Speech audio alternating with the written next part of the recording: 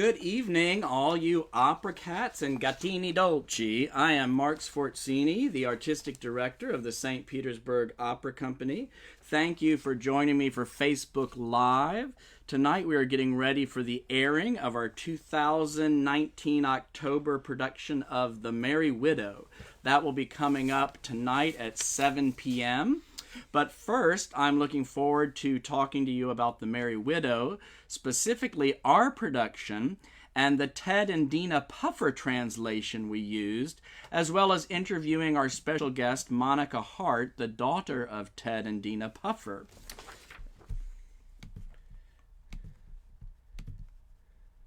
And there's Monica Harte there. There's a picture of Monica Harte there. So Monica will be joining, there's a picture of Monica there.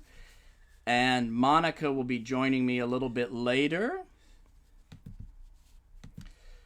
But first, Die Lustige Witwe, as it's called in German, is an operetta by the Austro-Hungarian composer Franz Lehar. How do opera and operetta differ, people often ask. In operetta, there is almost always spoken dialogue between the musical numbers. Operetta is also thought of as being light in terms of both music and subject matter. Large percentages of the cast don't die in an operetta like they might in, say, a big tragic opera. Operetta will often have some dance elements, and the melodies in operetta are often quite singable and memorable. I would describe operetta as being a precursor of modern-day music theater. The original libretto for Die Lustige Witwe was written by Victor Leon and Leo Stein, and it was based on an 1861 comedic play, L'attaché d'ambassade. It was a story concerning a rich widow and her countrymen's attempts to keep her fortune in the principality by finding the right husband for her to marry. So we performed The Merry Widow in English, and so I had to select an English translation. This is obviously very important to the success of the production to choose the right translation. So I talked with our stage director, Adam Chofari, and I'm going to, let's see if we can get Adam's picture up here for you to see.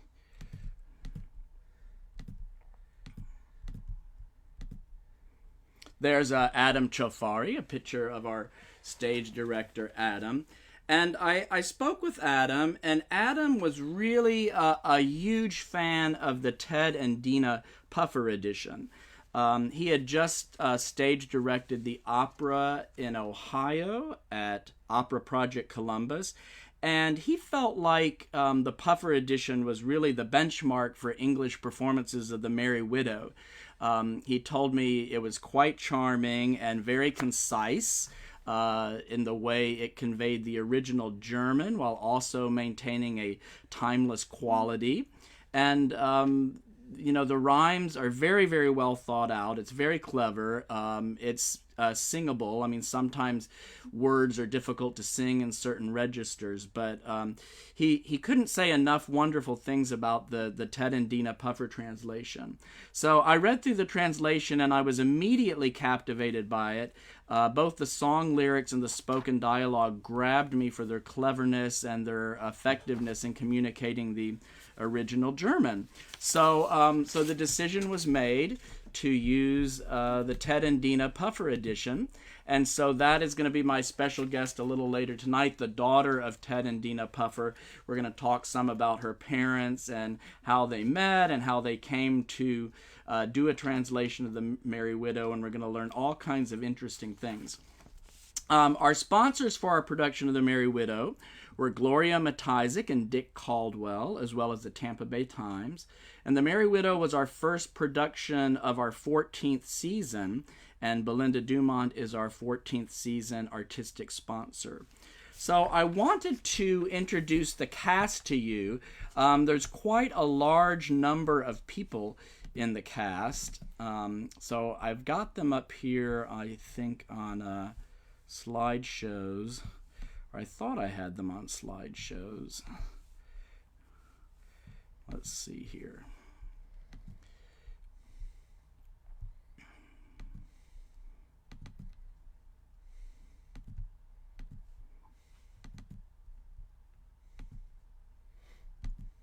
Here we go. There's Kelly Butler. She is the Merry Widow we were just talking about, Hannah Glavery. And there's Jesse Donner, Danilovich, the man that they tried to get to marry her. Katie Shelley, the Valencienne. And her love interest, Camille, Pedro Barboza. And her husband, John Seesholst, played Baron Zeta. And then Matt McGee, Niegus, one of our local celebrities. John Andrew Fernandez was Cascada, a Spanish ambassador to the court. And Dylan Morangelo was San Brioche. Those were two of the widow's most ardent suitors. Pritchett, Robert Rigsby, one of the countrymen, and his wife Praskovia. The countrymen were very concerned about keeping her fortune in the country. Kromoff, Sean Rice, and other countrymen, and his wife, Olga, Alexandra Riddams. And Stephen Ray played Bogdanovich, and his wife, Bailey McQueen. So there is our cast. And, wow, there you go. It's a big cast. There's actually 6 grisettes, and I'm going to introduce the 6 grisettes just a little bit later. But all the show elements are really so crucial in The Merry Widow. And we had a beautiful set that was designed by Jared Fox and beautifully constructed by Mike Rowland and Charlene McLaughlin, Warren Sott, and Zach Twitty. The lighting by Keith Arsenault just captured just the right mood in every scene. Costumes were by Glenn Breed and Wardrobe Witchery, and wigs and makeup by Scott Daniel. But I want to put a special spotlight tonight on Daryl Gray, who was our choreographer. And I want to show you a picture here of Daryl Gray. Just bear with me just a second here.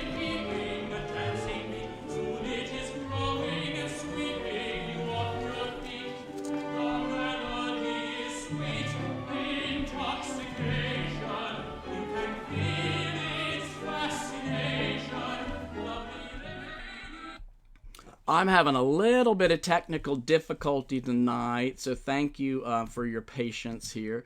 But we're going to get things straightened out. So here's a picture of Daryl Gray, and he was our choreographer, and he really added so much to the show.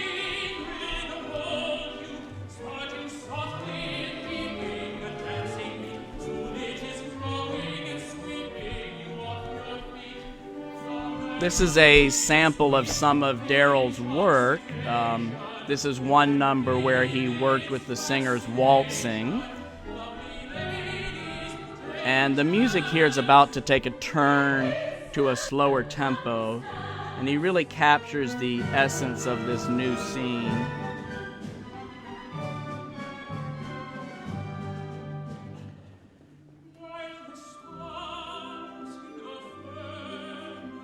The gleaming stars and waltzing on a cloud in a dream. And towards the end of this passage, Jesse Donner, who's singing right now, he interpolates a high B at my request so beautifully on the line, Queen of the Night.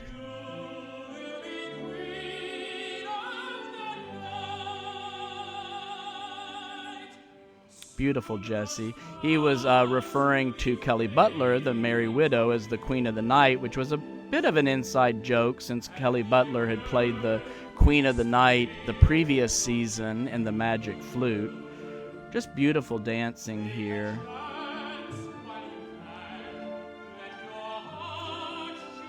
Daryl really captured the essence of this moment beautifully. And beautiful dancing from our performing cast there.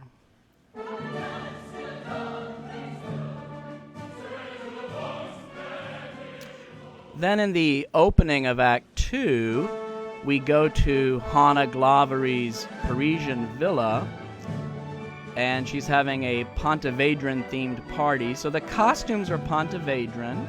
Again, the costumes were done by Glenn Breed. And I think our lighting designer, Keith Arsenault, did a beautiful job capturing the lighting in this scene. And Daryl did a dance for 3 of our grisette dancers, Haley Hendrickson, Tony Renee Taylor, and Vanessa Russo. And this really added a lot. You know, Merry Widow is one of those operas. It can be done with almost no dancing, or it can be done with ultra elaborate dancing throughout the entire thing. And we really didn't have a budget to do the latter, but we wanted to incorporate as rich of dance elements as we could, and Daryl really helped us accomplish that. This is a clip from later in Act 2, the Women, Women, Women septet, and we actually made it an octet. We added Niegus, Matt McGee. You can see him on the far left of your screen.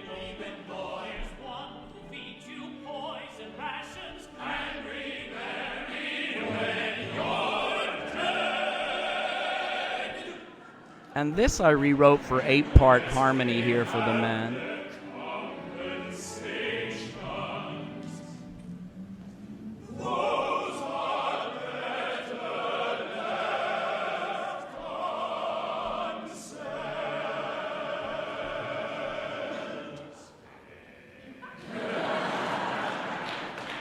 And that was John Seyshulst going down to a low D there and entertaining the audience. You can see the whole beautiful set of Act 2 there in the background.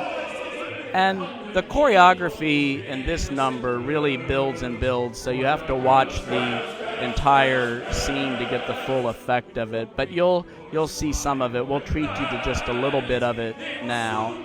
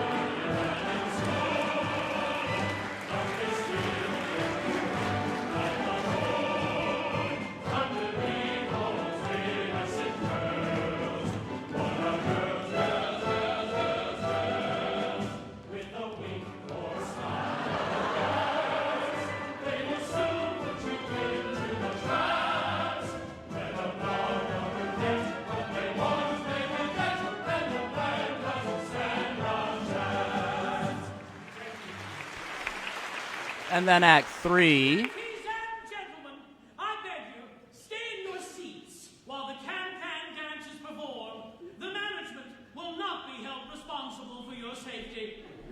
And now, the one, the only, the Grisettes! That's Matt McGee introducing the 6 Grisettes, who really had to dance a lot in Act 3. Daryl worked with them extensively. I remember him working with the Grisettes in the Morella Chamato Art Gallery while we were having the other staging rehearsals in Price Hall.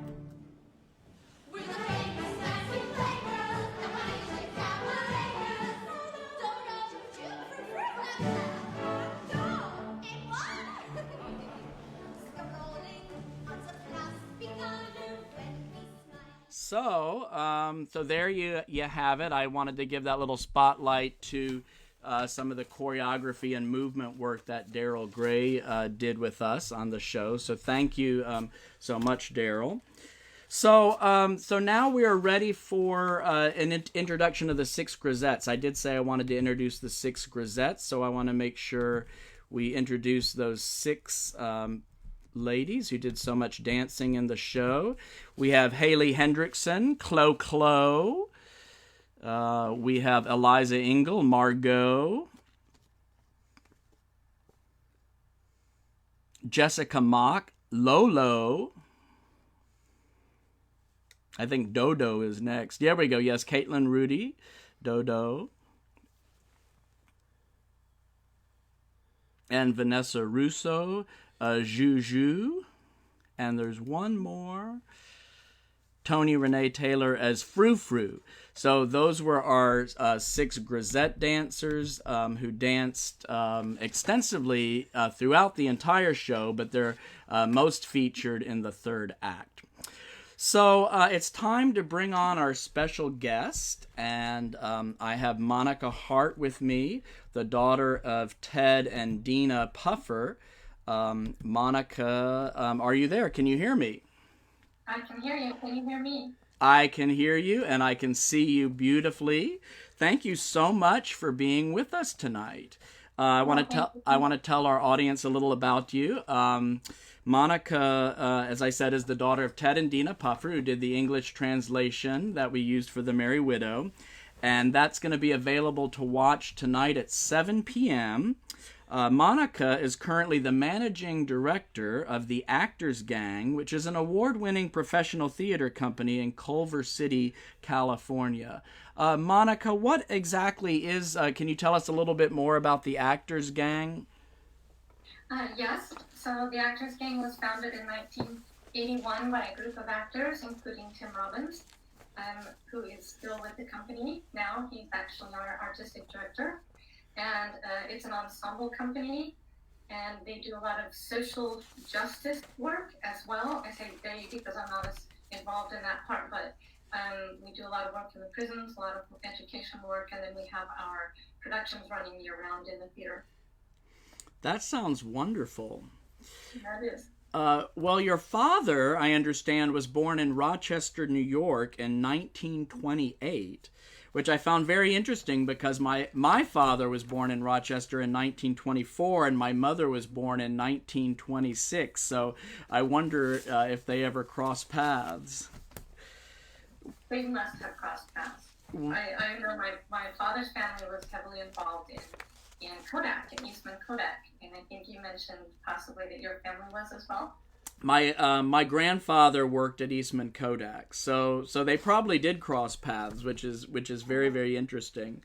And I have a picture I want to show everybody, a picture of your parents that I'm going to put up here. They are there's Ted and Deena Puffer, and they're collaborating at the piano. I know that they were directors at Nevada Opera for many years. How many years were they there?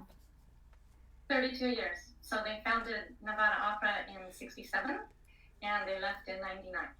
Oh, wow. They were founders as well, and then there for 32 years. That's quite an accomplishment. Yeah. Yeah. Where were you born?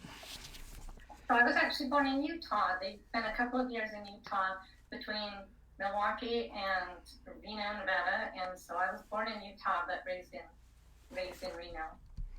So, how did your parents meet? I know that's an interesting story. Let's share that with our listeners. It's kind of a fun story. They met. They had a number of mutual friends, and they met at a party. And it came about that both of them were working, oddly enough, on translations of Deflator Mouse for different companies. I think that my dad was working on his translation for Sarah Caldwell and Boston Opera. And so they started comparing notes and stayed up all night translating, and that was the beginning of their romance and their collaborations. That's a beautiful story. I know, it's fun. Well, is there a special reason they decided to translate The Merry Widow? Yes, they were commissioned by Columbia Records to do the translation for the recording with Lisa Della Casa and John Reardon. I'm showing our viewers a picture of that beautiful album cover right now. So that was the incentive to do The Merry Widow. Well, I'm sure glad that they did, because it is such a wonderful translation. I don't know if you were listening earlier or not when I was singing the praises, but Adam Chafari and I just both think the world of this translation. I was listening, and thank you so much. And I understand that you played Valenciennes in Merry Widow in the past. And so I did. So you sang this translation? I did. I was in their production as a young artist, actually, and I did Valenciennes for them, and it was a lot of fun, actually. I mean, we were sort of a circus family, but our circus was opera. So once I joined the family, shortly after they did the translation of The Merry Widow, then pretty much that was my life. Were you the first Valencienne to perform the Puffer translation? Oh heavens, no! Oh. No. They had done it a few times before I was singing. Now, did your parents have a favorite scene from The Merry Widow? Well, you played one of them. The women's number, of course, was just a super fun scene. But then another scene that they really, really loved, or that they were really proud of, I think, was Danilo's aria and the I'm Going to Maxine's. Those words they were really, really quite proud of. And I'm pretty sure my mom wrote those words, actually. I think that I have a sample of that clip here. Let me see if I can pull up the Danilo clip. Thanks for your patience, everyone.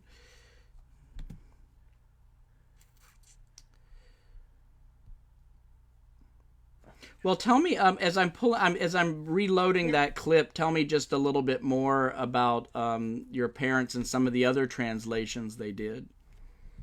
I mean, my parents had kind of a fun way of working. My mom typically did the first draft of the translations, and then they would work together to, refine and fix it and make it what they wanted it to be. And they would always take, and you said something about this, I was so glad. They always took into consideration the voice type, the range, the vowels, because it was really, really important to them that it was easy to sing and easy to understand.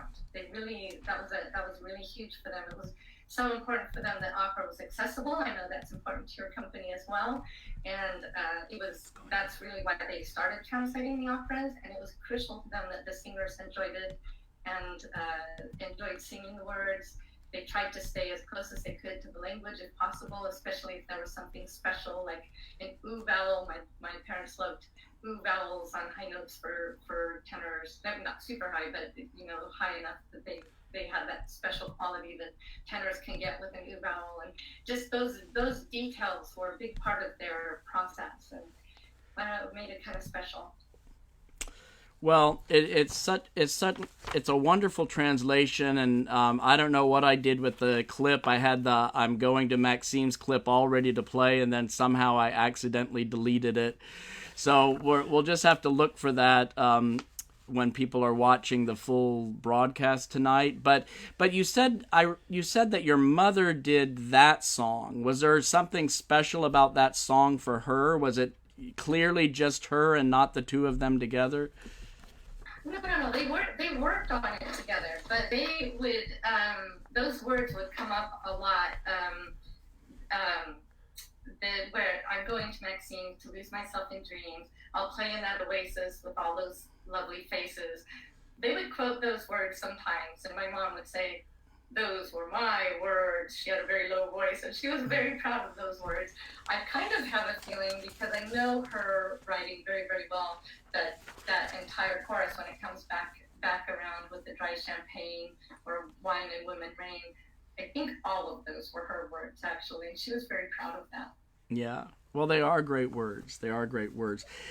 And I know that your parents and your father was at least quoted in one article about how he wanted to make opera more accessible to audiences. Tell us a little bit about what your father thought about opera and his efforts to make it more accessible. I mean, my parents just loved opera. And so it was important to them to share it.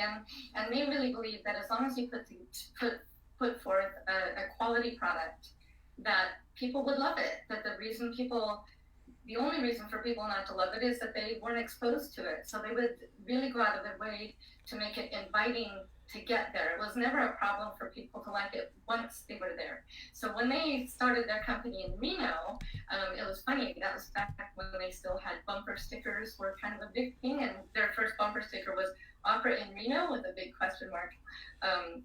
But one of their slogans was "Come as you are, leave the costumes to us." And it was really important that people knew if they wanted to dress up and have a fancy evening out, that was fine. But if they wanted to come in their jeans and t-shirt, that was also fine. It was really important to them just to get people in the house.